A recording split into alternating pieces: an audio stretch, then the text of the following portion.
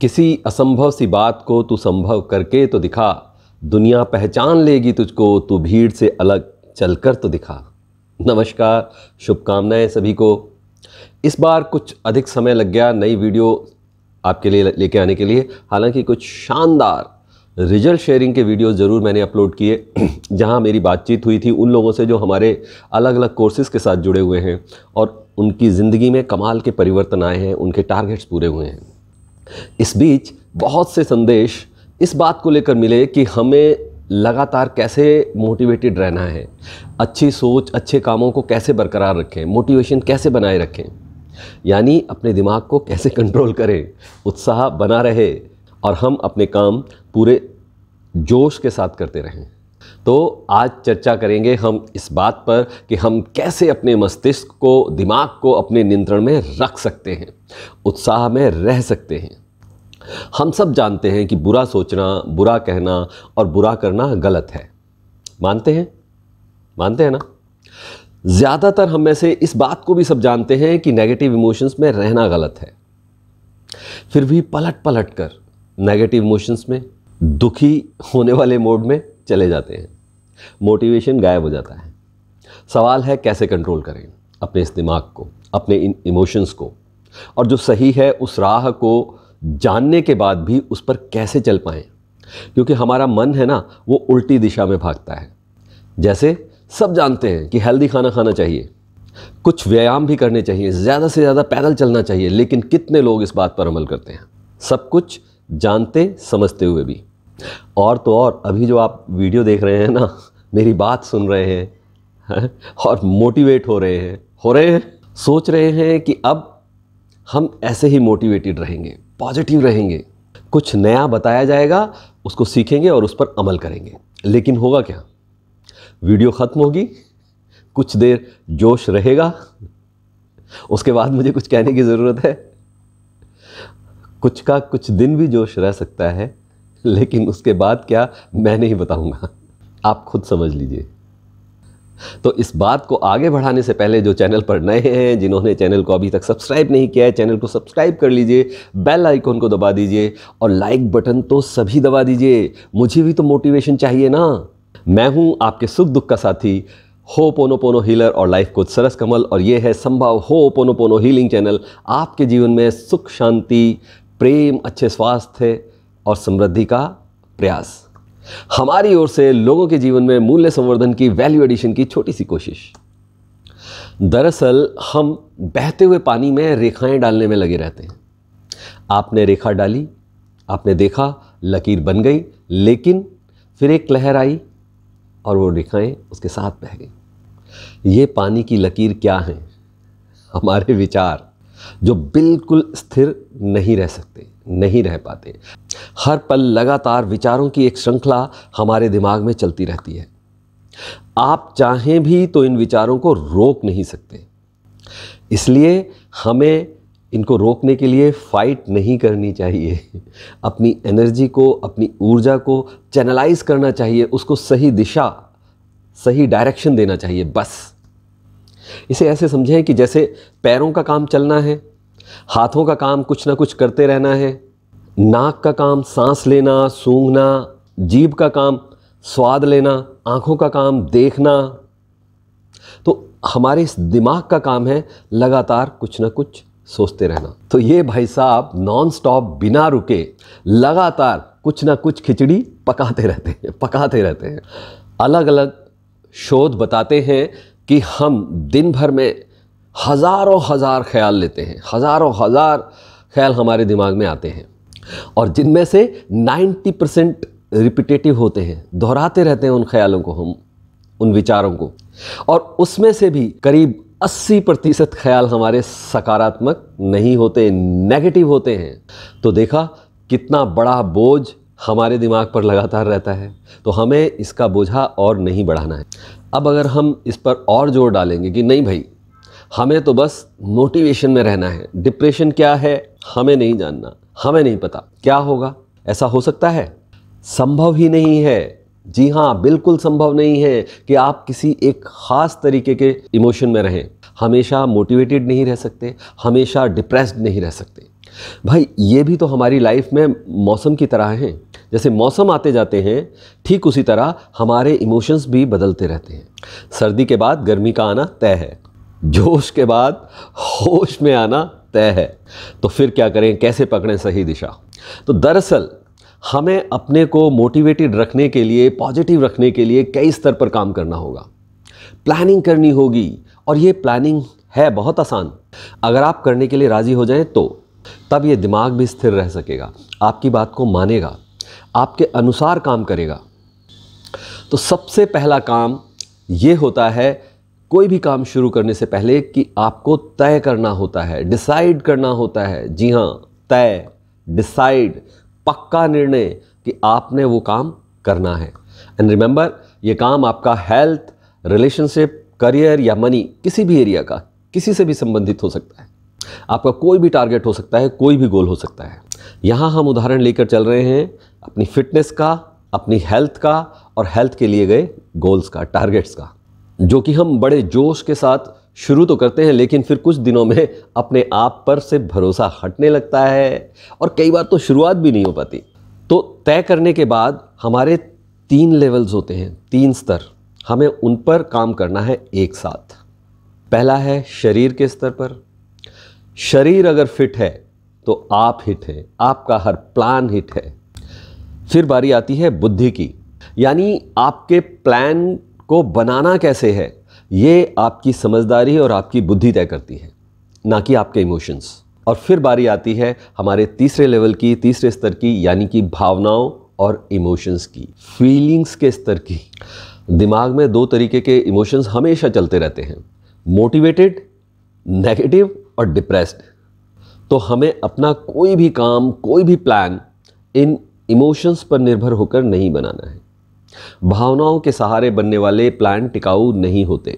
आप अगर भावनाओं के सहारे, अपने इमोशंस के सहारे कोई प्लान बनाओगे तो बहुत संभव है कि आप या तो उसे बहुत पॉजिटिव होकर बनाओगे या बहुत नेगेटिव होकर बनाओगे, और उस कंडीशन में आप दूसरे पहलू को देखोगे ही नहीं।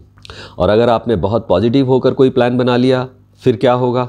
जब असलियत सामने आएगी, आप बहुत जल्दी फिर डिप्रेस्ड हो जाएंगे और काम छोड़ देंगे।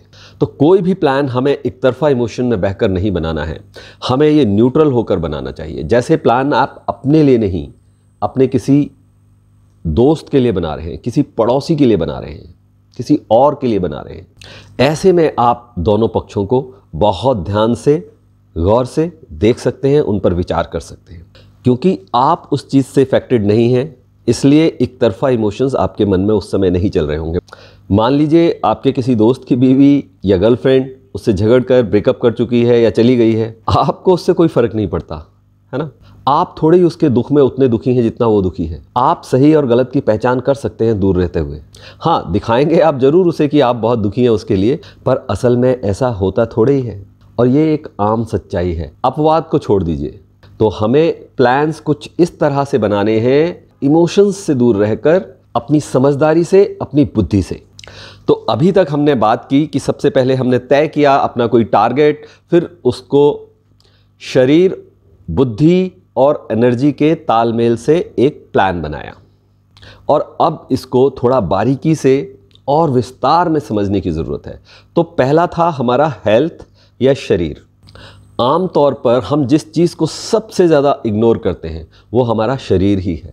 और मान कर चलिए कि अगर आपका शरीर ठीक नहीं है तो आपकी कोई सोच, कोई पॉजिटिविटी, कोई मोटिवेशन आपके काम नहीं आना। बेचारा साथ ही नहीं दे पाएगा, जितना मर्जी मोटिवेटेड हो जाइए, हेल्थ सही नहीं, अगर आप फिट नहीं, आप कुछ नहीं कर पाएंगे।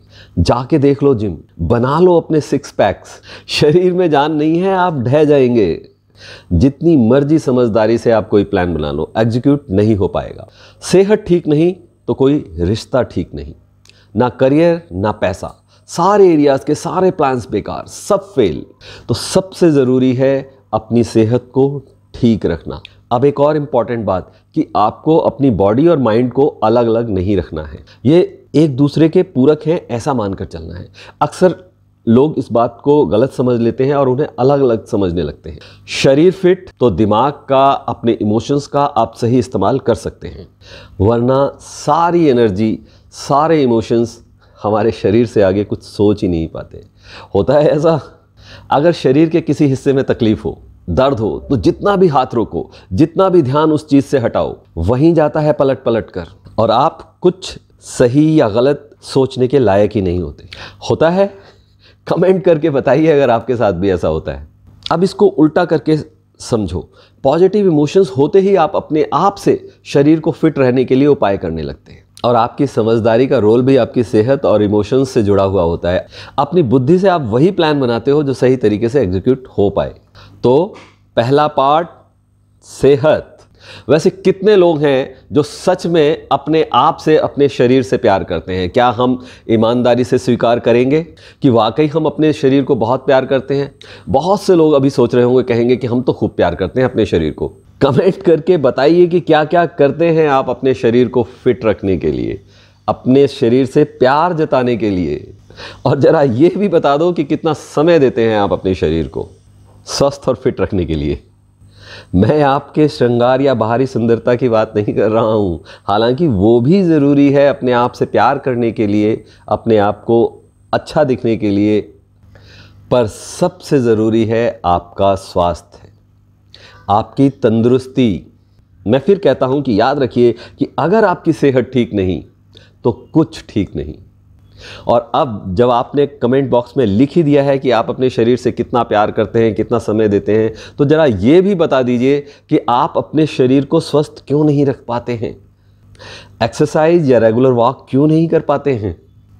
मैं बताऊं, सबसे ज़्यादा लोग कहेंगे टाइम नहीं है, और इससे बड़ा झूठ कोई नहीं है।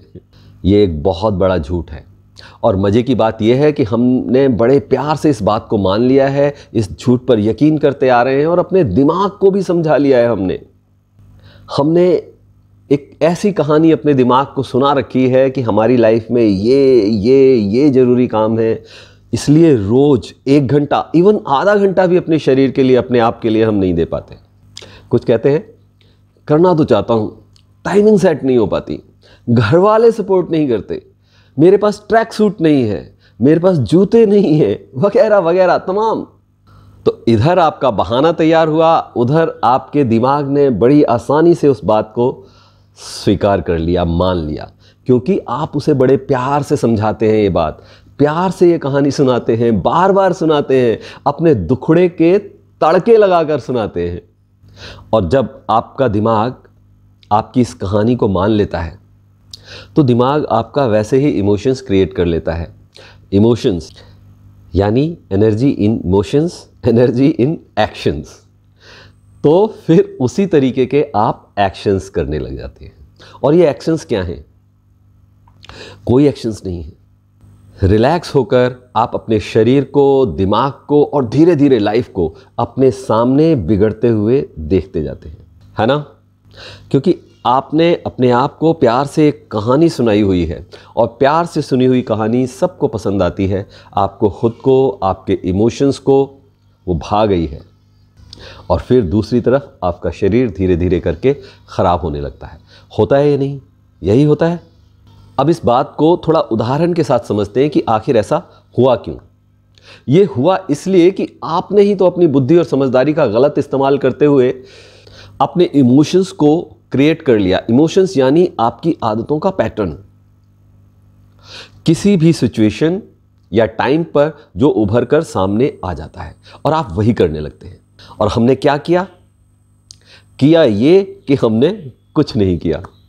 इसे ऐसे समझिए कि आपका शरीर एक नई कार, नई गाड़ी या कोई नई मशीनरी है जो चलने के लिए बनी है, बढ़िया चल सकती है। और आपने क्या किया, इस कार को रोड पर साइड में खड़ा कर दिया बजाय चलाने के। तो क्या होगा? गाड़ी खड़ी खड़ी कबाड़ होने लगेगी। धूल, धूप, हवा, पानी आपकी कार की सेवा करेंगे और कार की हालत को खस्ता कर देंगे, उसके पुर्जों में जंग लगने लग जाएगी। और हमारे शरीर के साथ भी ठीक यही होता है। हमारा शरीर भी एक बहुत ही शानदार, अद्भुत मशीनरी है, लेकिन हमने उसे रेस्ट मोड में डाल दिया है। बिस्तर पर, सोफे पर, टीवी के सामने बैठा दिया है। खाने पीने के सुख के अलावा, जो कि जुबान के स्वाद से ज़्यादा कुछ नहीं है, सब कुछ छोड़ा हुआ है। हमने अपने इमोशंस कुछ ऐसे क्रिएट कर लिए हैं कि उनमें हमें मज़ा आ रहा है कुछ ना करने में। कुछ ना करना मतलब आलस, कुछ ना करने का मज़ा, दूर से औरों को देखने का मज़ा, नैन सुख लेना। ज़्यादा किया तो उतर कर पार्क में चले गए, बेंच पर बैठ गए और दूसरों को योगा करते हुए दौड़ते हुए देख देख कर मन में मंसूबे बनाते रहे। कल से नहीं, फला डेट से, उस दिन से शुरुआत करूंगा मैं भी। और आप जानते हैं कि वो डेट कभी नहीं आती। बाकी सारी डेट्स आएंगी, बाकी सारे दिन आएंगे, पर वो डेट नहीं आएगी जब आप शुरुआत करेंगे, है ना। तो अभी हम बात कर रहे थे पहले लेवल की, यानी आपकी सेहत या शरीर की। तो जैसा कि मैंने कहा कि अपने को मोटिवेटेड रखने के लिए हमें सबसे ज़रूरी है अपने आप को स्वस्थ रखना।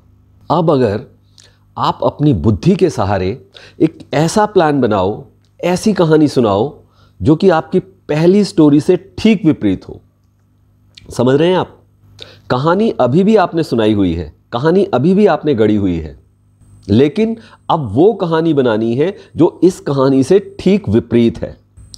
भाई, आपने अपने को राजी किया हुआ है उन बातों को दोहरा दोहरा कर कि मुझे मज़ा आ रहा है कुछ ना करूं, तो अब वही मज़ा आपको मिले कुछ करने में, तो आप करोगे उसे भी, उस सुख को पाने की कोशिश करोगे। शरीर को उस सुख की आदत डाल दो, उस मज़े की आदत डाल दो, वो इमोशंस क्रिएट कर लो, वो पैटर्न्स जहां आपको उस सुख को लेने की, कुछ करके उस सुख को लेने की भूख लग जाए, उसकी क्रेविंग हो। कौन सी भूख है ये मज़ा, ये भूख उससे पूछो जो रोज़ सुबह सुबह उठकर ताज़ा हवा खाने के लिए, दौड़ने के लिए पार्क में जाता है, और जिस दिन बारिश हो जाए या किसी और वजह से ना जा पाए, और फिर अगर बारिश रुक जाए तो फिर उसकी क्या करने की इच्छा होती है, क्या करेगा वो, पूछो उससे क्या करने को दिल करेगा, उसका जाने को दिल करेगा। उसमें उसको मज़ा मिलता है। इसलिए जो डेली पुशअप लगाता है 30, 31, 32, 33, और हर पुशअप के साथ उसे जो मीठा मीठा दर्द सा होता है, मीठा मीठा मज़ा जो आता है, बंदा अपनी लिमिट को स्टेप बाय स्टेप बढ़ाता जाता है। वो मज़ा, वो पुशअप करने की भूख, उस जंक फूड को खाने से कम मज़ा मिलता है क्या उसमें? नहीं, धीरे धीरे उसमें हमें और भी ज़्यादा मज़ा आने लगता है। बस यही मज़ा लेने की आदत डाल लो। और यहां आपके इंटेलेक्ट की, आपकी बुद्धि की ज़रूरत पड़ेगी, आपकी समझदारी से। बस आपको अपने आप को समझाना है, अपने दिमाग को प्यार से समझाना है, कुछ डर वाली कहानियां सुनाकर। जैसे किसी बच्चे को डरा कर सुनाया जाता है ना कि सो जा बच्चे नहीं तो गब्बर आ जाएगा, बस वैसे ही अगर सेहत का ध्यान नहीं रखा तो ये बीमारी आ जाएगी, वो परेशानी हो जाएगी, ये मुश्किलें बढ़ जाएंगी। ठीक वैसे ही जैसे अभी आपने एक कहानी गढ़ी हुई है कुछ ना करने के लिए, वरना तो आपको भी पता है कि आपसे ज़्यादा बुरे हालातों में भी लोग बहुत कुछ कर लेते हैं, है ना। तो आपने बस करना यह है कि बहुत प्यार से अपनी बुद्धि के सहारे ऐसे प्लान्स बना लेने हैं। लड़ना नहीं है अपने दिमाग से, अपने इमोशंस से लड़ना नहीं है बिल्कुल भी। प्यार से आपको एक कहानी बनानी है, अब की कहानी से ठीक उल्टी। अब इस कहानी में आपको मज़ा कुछ करने में आने लगा है, कुछ ना करने में नहीं।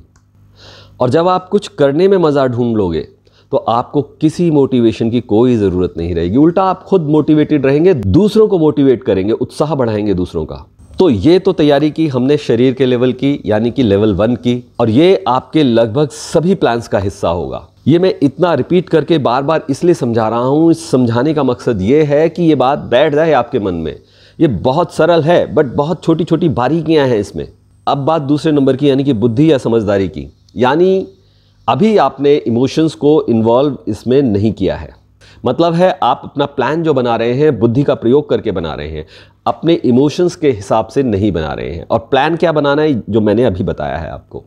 आपने अपनी समझ से ऐसी योजना बनानी है जिसमें आप मान चुके हैं कि आपको जो हासिल करना है, उसे हासिल करने के लिए, उसे हासिल करके उसे मेंटेन करने के लिए जो हमें करना है, उस सब में आपको बहुत मज़ा आ रहा है।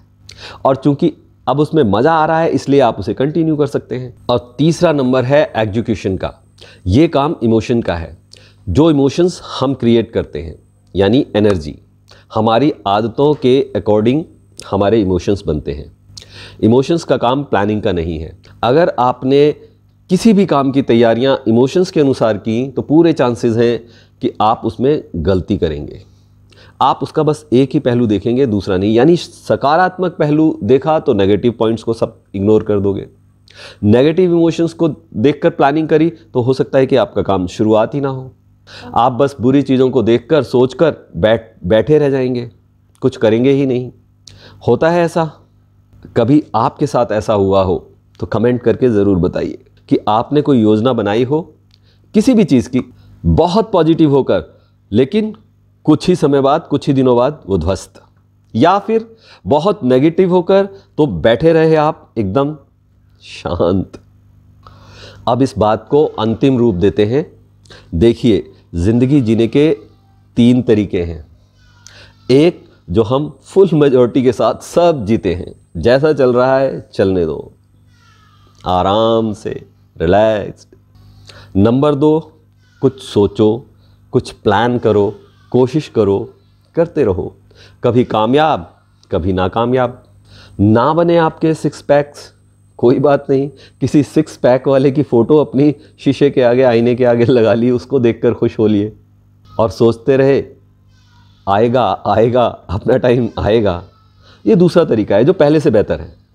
और तीसरा तरीका जो बढ़िया तरीका है, बिल्कुल सही तरीका है, जहां आप अपने आप को धीरे धीरे पहले से ही तैयार कर लेते हैं कि मान लीजिए कि आपका टारगेट पूरा हो चुका है। उसे मेंटेन करने के लिए आपको जो भी करना है उसे करने में आपको सुख मिलता है, आपको मज़ा आता है। उस मज़े को ढूंढ लो। कुछ करने में तकलीफ़ नहीं, दर्द नहीं, मज़ा। उसकी भूख मन में जगा लो, आप मोटिवेटेड रहने लगोगे, आपकी सभी डिज़ायर्स पूरी हो जाएंगी। तो अब वीडियो को समाप्त करते हैं कुछ करने के हौसले के साथ। हर मुश्किल को पार पाने में दिमागी पेच लड़ाने पड़ते हैं, बैठे बैठे मंजिल नहीं मिलती, कुछ कदम आगे बढ़ाने पड़ते हैं।